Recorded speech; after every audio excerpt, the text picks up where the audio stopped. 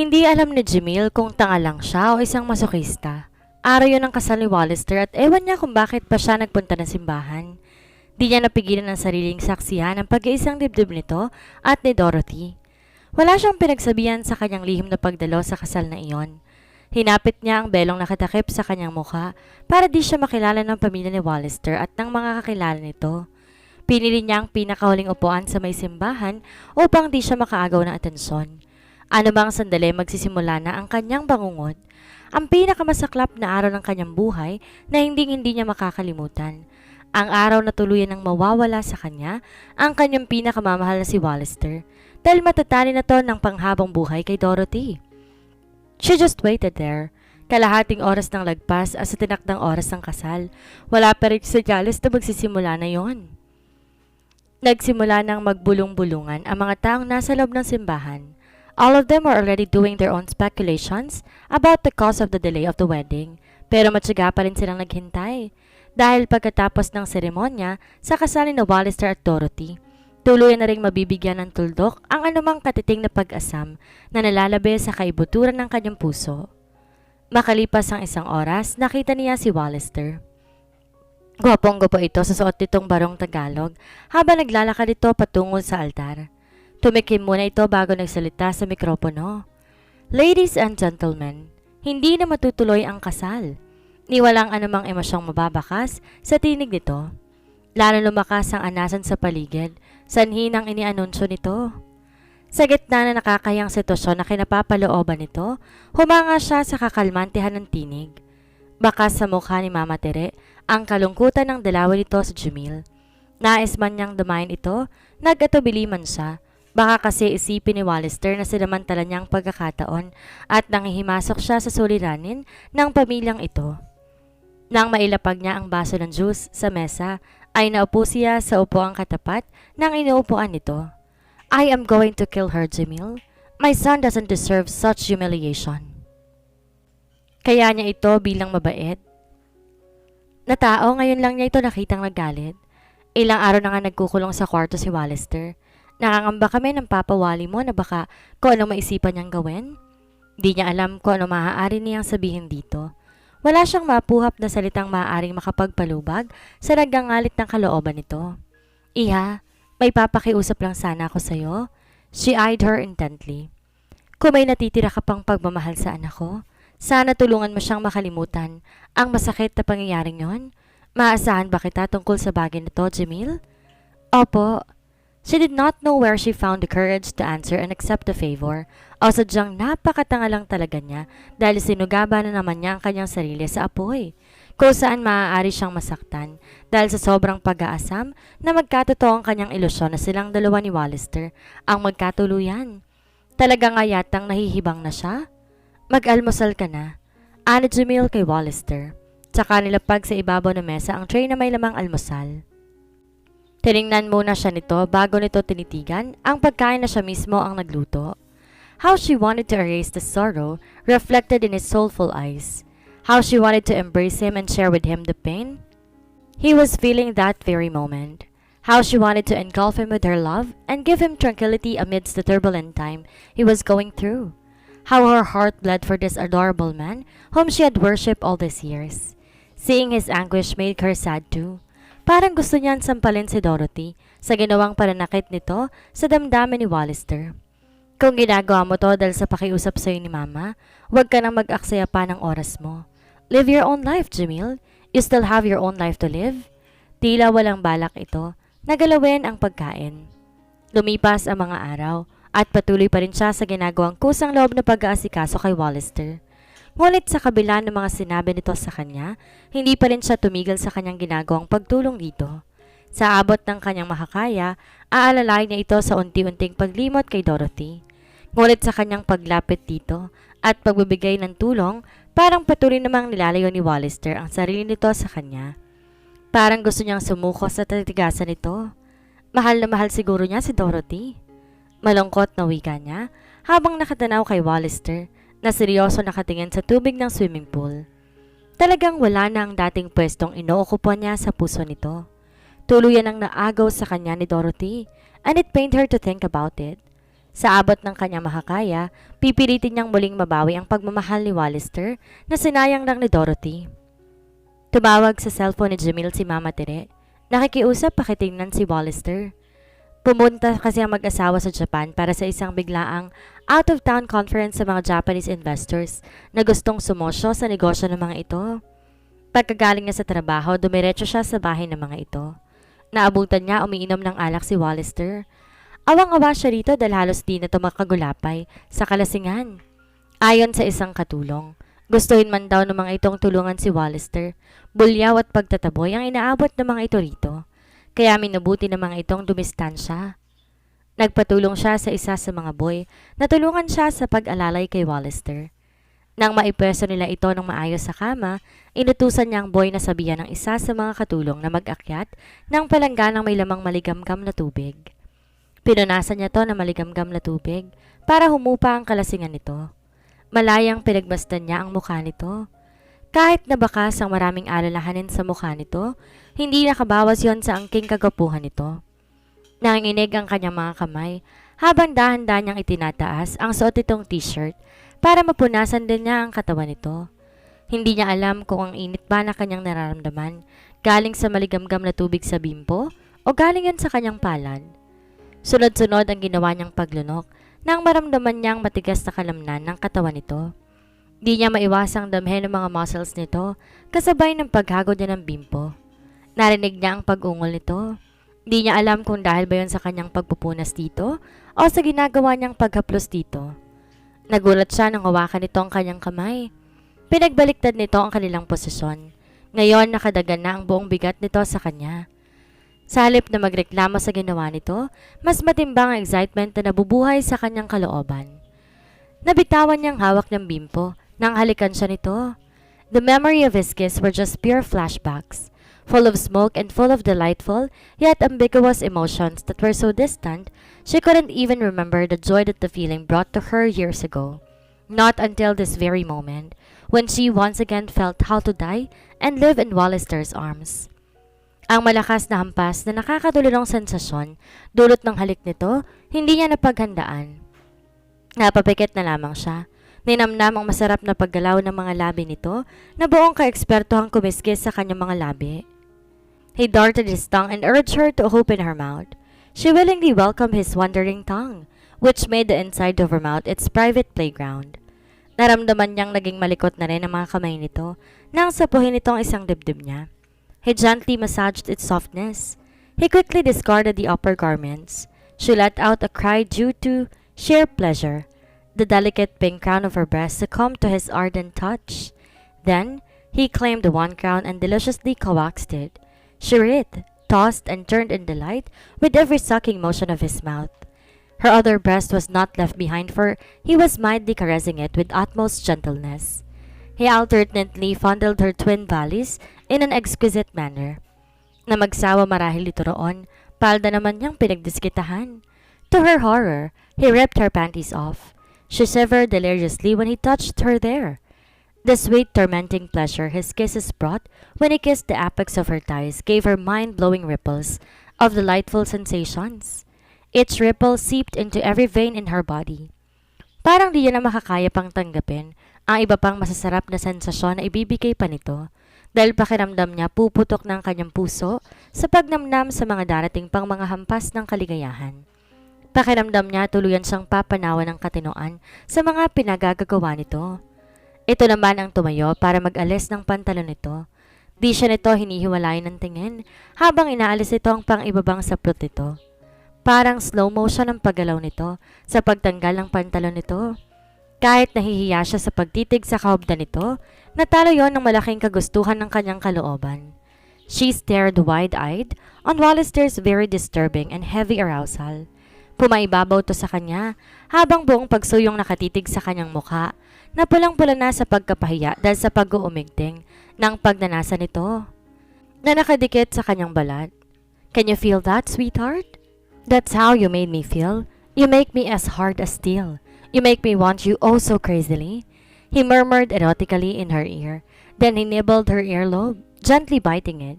Then he guided her hands there where she felt the spine-chilling throb of his profound and alarmingly aroused flesh. He guided her on how to deal with his burning and living manhood, gripped by her hands. How she wanted to withdraw her hands when she felt it react and grow harder. Inayaan siya nito sa kusang paggalaw ng kanyang mga kamay. She felt so powerful when she heard him moan in a mixture of pleasure and pain. Then he parted her ties. Now, his manhood was nudging her moist portal. Tinatansya ang kanyang kahandaan sa pagtanggap niya rito. With one swift and powerful motion, he entered her. Pain rapidly made its way to her consciousness. Nakagat na ibabang labi niya dahil sa sakit na kanyang tinitiis. She almost cried from the discomfort she was feeling. Naistatwa to na matanto nito ang sakit na kanyang tinitiis sa pagpasok nito sa kanyang kalooban.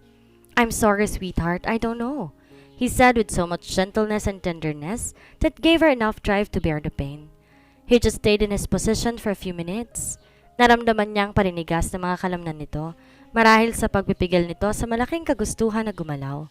Ngunit nakapamagbigay at napakamaunawain nito kaya hindi na siya naghintay pa ng matagal at siya nang unang gumalaw para iparating dito na wala ng sakit na iniinda niya. Slowly, he moved in an almost torturous way, goading his way deep inside of her. She clasped her legs around his waist to give him the needed access. Sa halip na tugtog ng drums ay dagundong ng kanilang mga puso ang gumagabay sa kanila sa tamang ritmo ng paggalaw. Ang pamumuo ng alimpuyo sa kanilang kalooban tumitindi sa bawat galaw nila hanggang umulagwa na ang simbuyo ng kanilang damdamin. Ang katimyasan na yon ay walang kahulilip at hindi kayang ipaliwanag ng anumang salita. In the darkness, comets started zooming and flaring radiantly until the other comets came out of nowhere and started shedding a blinding light to the surrounding. They created a storm of comets, producing a shimmering variety of colors, so panoramic and breathtaking. It was indeed a sight to cherish and behold. Until they both confined in a vacuum where sound did not exist. Time and space ceased moving. The only thing present was both of them, locked in an embrace with the thunderous rumblings of their hearts straining their ears, until they both collapsed with weariness, contentment, and happiness. Naalimpungatan si Jamil sa pag-ungol ni Wallister. Dorothy, please come back to me. Hindi ko na kaya." Pabiling-biling na wika nito. Ang bawat kataga ng pangungulilang nanggaling sa bibig ni Wallister, parang mga patalim na tumatarak sa kanyang puso. Katatapos lang nilang magniig pero pangalan ng ibang babae ang sinasambit ng lalaking pinakamamahal niya habang natutulog ito. Bakit ba ang tanga-tanga niya? Bakit ba hindi siya matauhan? Bakit di niya matanggap na hindi siya mahal ni Wallister? Bakit pa siya umasa na porke wala na si Dorothy magagawa na niyang makuha to? Isa lamang ibig sabihin ng ginawa nito. Mahal na mahal nito si Dorothy. Tuluyan ng nilamon ng mga alon ang mga talata ng pag-asang ginuhit niya sa buhangin. Hindi na niya kaya pang ipagsiksikan ng kanyang sarili, gayong alam naman niya, hindi na siya mahal ni Wallister. Kailangan na niyang lumayo. Kailangan niya magsimula ng buuin ang kanyang sarili at simulang limutin ito. Dahil wala nang halaga pang patuloy niyang mahalin to, gayong wala na tong natitira pang pagmamahal para sa kanya. Masyado na ang pagpapakabang ginawa niya para dito. Panahon na para sikasuhin naman niya ang kanyang sarili. Sa kanyang paglayo, babaunin niya sa kanyang alaala ang kaligayahang dulot ng isang gabing pagpapaubaya niya rito. Isang gabing natikman niya kung paanong mahalin nito. Sa isang gabi sa piling nito, naranasan niya ang maging isang ganap na babae. Hinagilap niya ang kanyang mga damit habang hilam sa luha ang kanyang mga mata at mabigat ng kanyang kalooban sa binabalak ng kanyang paglisan. Nang makapagbihis na siya, binigyan niya ng huling sulyap si Wallister. "Goodbye, Wallister." Puno ng kalungkutan na sambit niya. Nakatingala at takam na takam sa Jamil sa bunga ng bayabas. Katatapos lamang niyang lantakan ang isang supot ng manggang hilaw. Ngayon naman, bayabas ang kanyang pinagdidiskitahan na kainin. Kakaiba rin naman siyang maglihi. Halos lahat ng maasim na prutas gusto niyang kainin. Bago niya inupakan ng isang supot ng mangga, halos isang tabo ng duhat ang kanyang naubos. Mabuti na nga lang at di siya pinapananakitan ng tiyan. Pagkatapos na may maganap sa kanilang dalawa ni Wallister, nagpaalam siya sa kanyang mga magulang na magbabakasyon muna siya sa kanyang tita Betty. Nag-file siya ng indefinite leave sa opisinang pinagtatrabahuhan niya. Di na talaga niya mapigil ang pagtatakam niya sa bayabas. Parang narinig niya ang mapangakit na sigaw ng bunga. Napitasin niya ito mula sa puno. Nagsimula ngang mangunyapit siya sa mga sanga ng puno ng bayabas. Pagkatapos pilit niyang inaabot ang hinog na bungang iyon na sa malas ay nasa dulo ng sanga. Konti na lang. Pag-cheer niya sa kanyang sarili para magpursiging maabot ang bungang pinag-iinitan niya. What the hell are you doing? Narinig niya ang malakas na sigaw ng galit na tinig na iyon. Ay! Sigaw niya na makabitaw siya sa sangang kanyang kinakapitan, dala ng pagkabigla. Pumikit na lamang siya tinintay ang paglagpag ng kanyang katawan sa lupa, ngunit sa dalawang matipunong bisig kaya siya bumagsak. Nagpakasawa siya sa pamilyar na init at sa seguridad, nahatid ng kanyang yakap kung sino mang walang hiyang nanggugulat sa kanya. Ngunit kahit sinagip siya nito, hindi ibig sabihin hindi siya tatarayin nito dahil sa panggugulat nito. Pagmulat niya parang gusto niyang isipin na nasa langit siya dahil nakikita niya ang mukha ni Wallister. Nakangiti ito sa kanya at buong pagmamahal na nakatunghay sa kanyang mukha. Are you alright? Nag-aalalang tanong nito sa kanya. Bitiwan mo nga ako? Muntik na ako magkalasog-lasog ng dahil sa'yo. Singhal niya rito. Then, deja vu streamed into her consciousness. God, bakit nga ba nagpunta pang Judas na ito dito sa Bicol? Ano ang gusto nitong mangyari? Sa ginawa nitong pagsugod sa kanya. Ang pamukaan siya sa pagpapaubaya niya rito? She could not take such kind of humiliation right now. She was pregnant and very emotional to bear such emotional distress. Naupo siya sa bangkito. Pasinghal na tanong niya rito. Ano bang ginagawa mo rito? Kung manulumbat ka lang o kaya uungkatin mong masamang bangungot na nangyari sa pagitan natin dalawa, mabuti pa umalis ka na. Bumalik ka na lang sa 1 taon. Di pa ako handang makipagbangayan sa'yo ngayon. What the hell are you talking about? What the hell am I talking about? She mimicked. Ang gusto ko lang sabihin sa'yo, kung nandito ka para mang-asar at ipamukha sa akin na nangyari sa pagitan nating dalawa ay... God, what's with you, woman? I did not travel this far para lang mang-asar. Nandito ako para makapag-usap tayong dalawa. Kung tungkol sa nangyaring pagkakamali sa ating dalawa, bunsod ng sandaling pagkahibang, mabuti pa kalimutan mo na nangyari ang bagay na yon. Pareho na tayong matatanda para malaman natin kung anong ating napasukan. Aniya at saka nagkibit balikat. Mariing hinawakan siya nito sa kanyang balikat at malakas na niyugug siya. Kung para sa'yo, baliwala ang nangyari, pues para sa akin napakahalagang bagay niyon. What happened? That very moment was my lifeline between sanity and insanity. Aray, bitiwan mo nga ako. She hissed at him. She stood up, freeing herself from his brutal assault and turned her back on him. Ano ba mga kahibangang pinagsasabi ng loko-lokong to? Bakit parang umaakto tong mahalagang nangyari sa kanilang dalawa, gayong pagkatapos silang magniig, habang tulog na tulog ito, ay ang pangalan ni Dorothy ang paulit-ulit sinasambit nito. Marahil ay nakokonsensya dahil virgin ako na mukha niya, naisip niya. Nagulat pa siya nung kabigyan siya nito ng marahas paharap dito. Bakas ang iritasyon sa mukha nito. Sinabi kong mag-uusap tayong dalawa at huwag mo nga akong talikuran. Iniipo ulit siya nito sa bangkito. Okay, I'm giving you a minute and then after that you may leave. Humalokip-kip siya at naganda sa pakikinig dito. Bakit umalis ka nang walang paalam pagkatapos na nangyari sa ating dalawa? Na para bang napakaulang kwenta na namagitan sa atin? May hinanakit sa tinig na sabi nito. Anong gusto mo? Huwag akong umalis at pagkagising mo, tanggapin ko ang pangungutya mo sa katangahan ko, ganun ba? Hamon niya rito. Pangungutya? And why will I do that? Exasperated na tanong nito sa kanya. God, Jamil, you've just given me the most enchanting and most magical feeling that could ever exist. And now you're telling me I will despise you for it? Are you crazy? Ha! Itabi mo na lang yung pagiging makata mo sa Dorothy mo. Tapos mo na ang 1 minuto, pwede ka nang umalis. Ngunit bago pa siya makakbang palayo rito, naikulong na siya nito sa mga bisig nito. Bihag na ang kanyang mga labi. Kung ang halik nito ang kanyang pagbabasihan, she could infer that there was so much longing in it.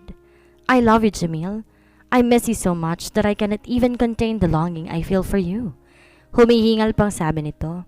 Was that a sparkle of love shining in his eyes? And was that overwhelming sincerity in his voice when he uttered those sweet words? God, she must really be dreaming.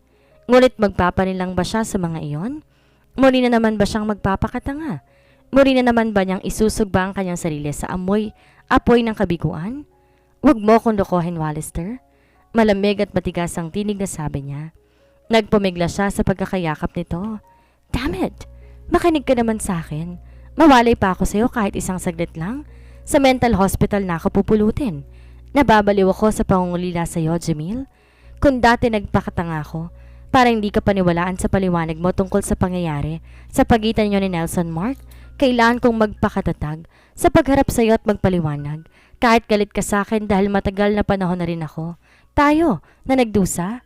I am here to patch things up between us. Bakit ba kailangan pa nitong magsalita ng mga ganong klaseng kataga?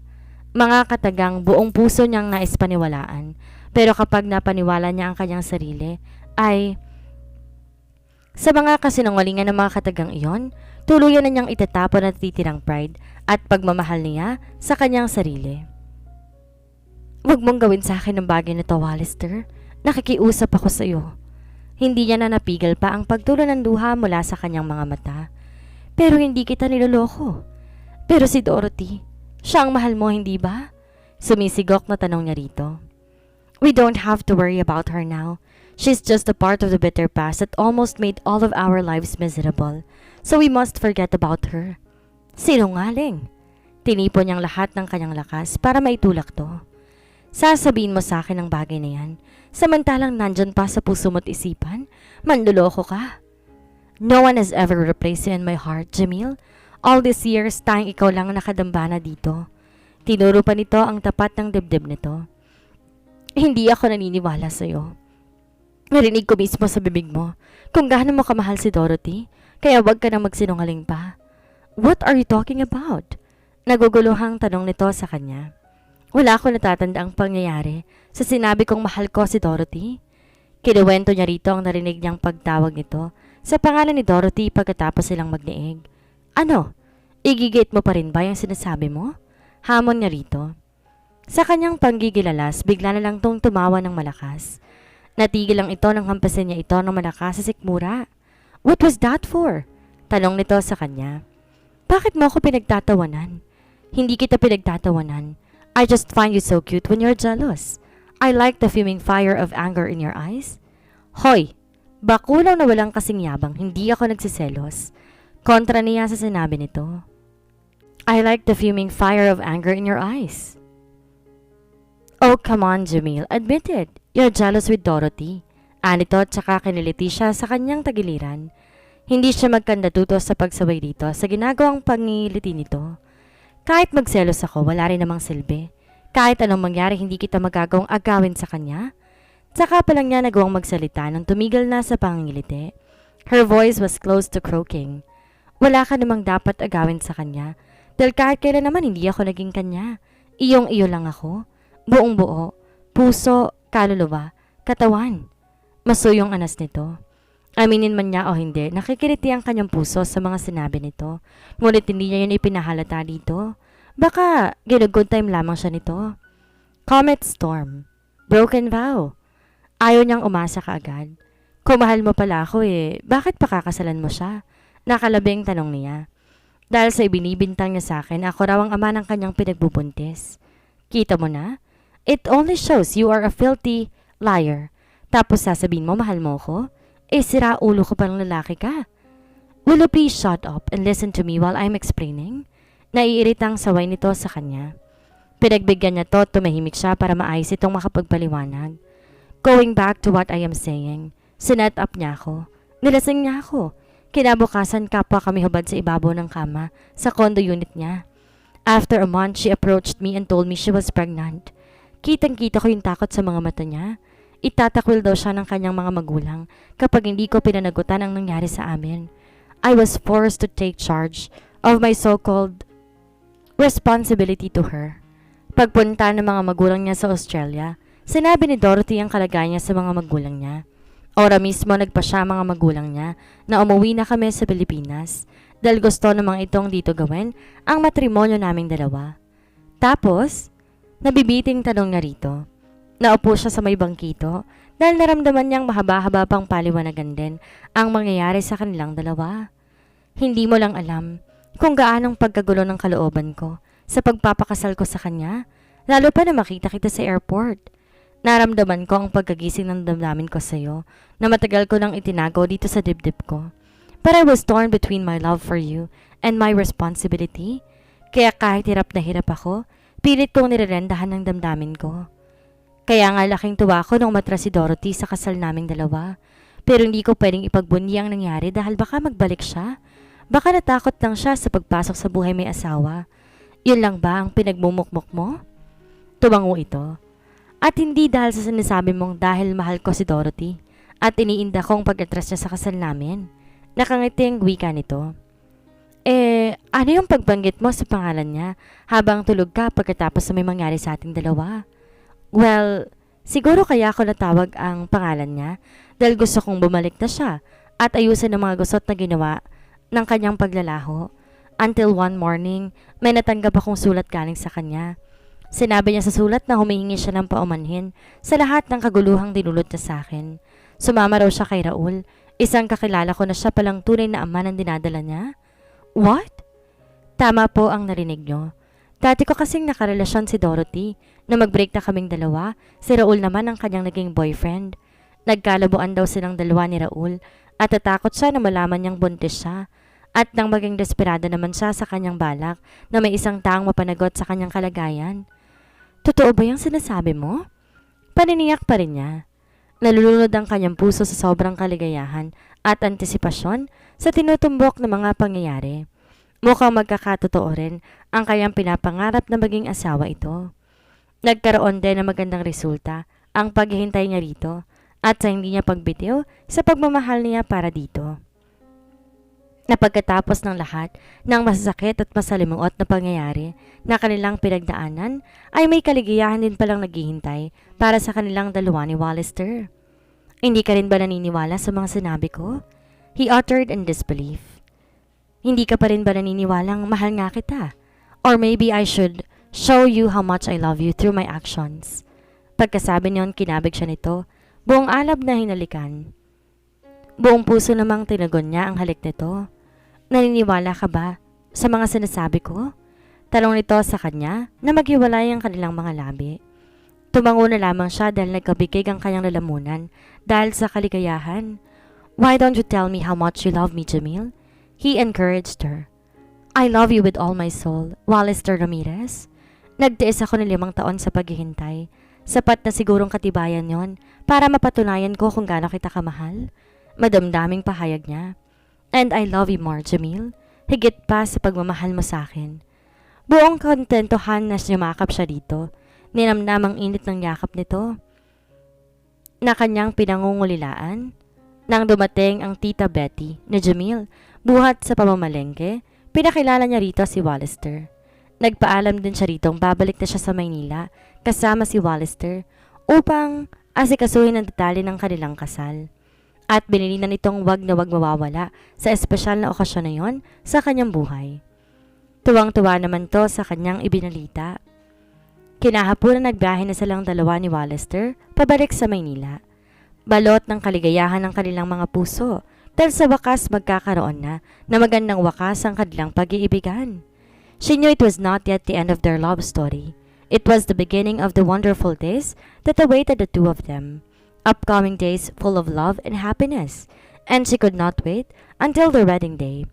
She was very eager to be Wallister's wife, bear his name and give him children. Humilig siya sa balikat nito. Kinabig siya nito palapit pang lalo dito. At ng mga sandaling iyon alam niya, kompleto ng kanyang kaligayahan at di na siya malulungkot pa. Epilogue. Araw ng kasal na Jamil at Wallister.